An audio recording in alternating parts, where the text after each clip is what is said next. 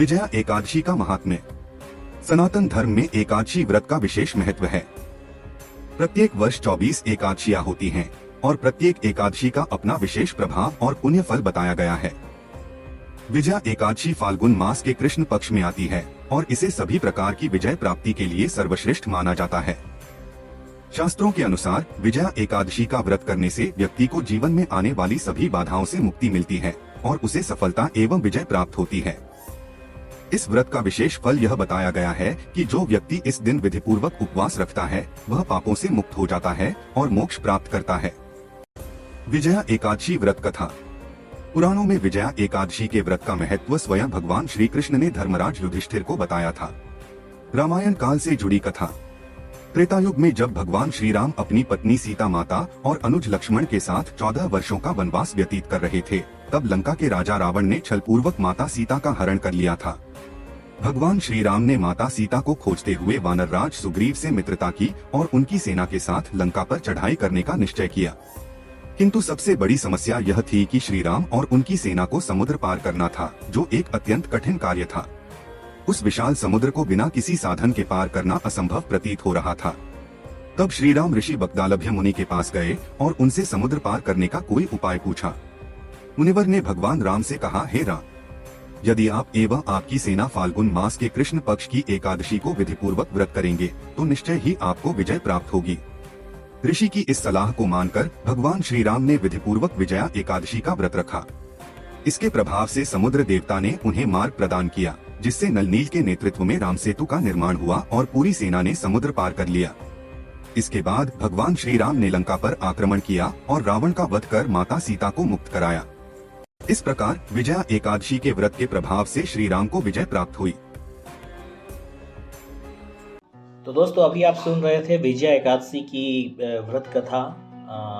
विजया एकादशी क्यों मनाई जाती है, उसका महात्म्य क्या है, और एकादशी में हम लोग एकादशी जब व्रत करते हैं या फिर जो लोग व्रत नहीं भी करते हैं, तो उन लोग के लिए मैं ये कहना चाहूँगा कि अगर आप लोग ये कथा सुनते हैं, कहते हैं कि कथा कहने सुनने से भी उस व्रत का फल प्राप्त होता है, उस पूजा का फल प्राप्त होता है। और एकादशी के दिन दान, अन्नदान महादान कहा जाता है। तो एकादशी के दिन अगर आप व्रत करते हैं तो व्रत के अगले दिन द्वादशी के दिन सुबह मॉर्निंग में आप लोग दान दे सकते हैं, अन्नदान कर सकते हैं। और जो लोग एकादशी का व्रत नहीं करते हैं तो वो कथा सुने, उस दिन भगवान की पूजा करें। और कुछ रूल्स होते हैं जिनको फॉलो करना होता है, लाइक उस दिन चावल नहीं खाना होता है, बैगन नहीं खाना होता है, और ऑब्वियसली नॉनवेज तो बिल्कुल भी नहीं खाना होता है। तो आप ये कर सकते हैं। और उसके अलावा अन्नदान के लिए आप बहुत सारे लोग आप अन्न दान कर सकते हैं, फल दान कर सकते हैं मंदिर में जा कर के, और पेड़ा वगैरह आप ये सब भी दान कर सकते हैं मंदिर में। और बहुत लोग अन्न के नाम पे कहते हैं कि अन्न के नाम पे क्या दान करना चाहिए। तो बहुत लोग, देखिए, एकादशी अलग अलग एकादशी का अलग अलग महात्म्य। जहाँ कुछ जगह पे कहा गया है कि आज चावल भी दान होता है, जहाँ लोग कहते हैं चावल दान नहीं करना चाहिए। कुछ जगह पे कुछ एकादशी ऐसी होती है जहाँ तिल दान करना होता है। अलग अलग एकादशी पे अलग अलग चीज़ें दान करनी होती है, लेकिन अन्न खाना नहीं होता है, लाइक चावल खाना नहीं होता है उस दिन। तो आप लेकिन चावल दान कर सकते हैं मेरे हिसाब से, क्योंकि अगर मैं अपनी पर्सनल बात करूँ तो मैं करता हूँ, ठीक है। और मैं अपने जो भी मेरे क्लाइंट्स हैं उनको भी मैं बोलता हूँ कि अन्नदान महादान होता है। और अगर इस पर बहुत लोग आकर के आपत्ति जताएंगे कि नहीं, चावल तो दान नहीं होता है, तो पहले के ज़माने में भी, जब एकादशी आज से नहीं बहुत पहले से चलती आ रही है, और जब भी अगर आप देखेंगे सुदामा जी कृष्ण जी के लिए क्या लेके गए थे, चावल लेके गए थे। जब भी क्या कहते थे, अगर जो अक्षय पात्र मिला था युधिष्ठिर जी को कृष्ण जी के द्वारा, सॉरी सूर्य नारायण भगवान के द्वारा, तो उसमें भी चावल का दाना का ही दिखाया गया है कि चावल आया था। और वो तो चावल हमेशा से रहा है। अगर आप आटा दान कर रहे हैं या कुछ, तो उसको बनाने के लोगों को एफर्ट लगाना पड़ेगा, बट चावल हमेशा से ये था कि आदमी चावल को खाया जा सकता है सिंपल तरीके से।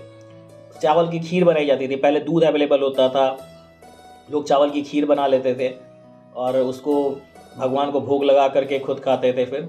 तो आप जो भी आपकी इच्छा हो, क्या कहते हैं ना, अपनी श्रद्धा से। हालांकि एकादशी के दिन जिन लोगों को अगर चावल ऐसा लगता है कि नहीं चावल नहीं दान कर सकते हैं, तो वो लोग अन्न फल दान कर सकते हैं, केला सेब वगैरह जो भी कुछ भी, लेकिन दान करना बहुत ही अच्छा होता है।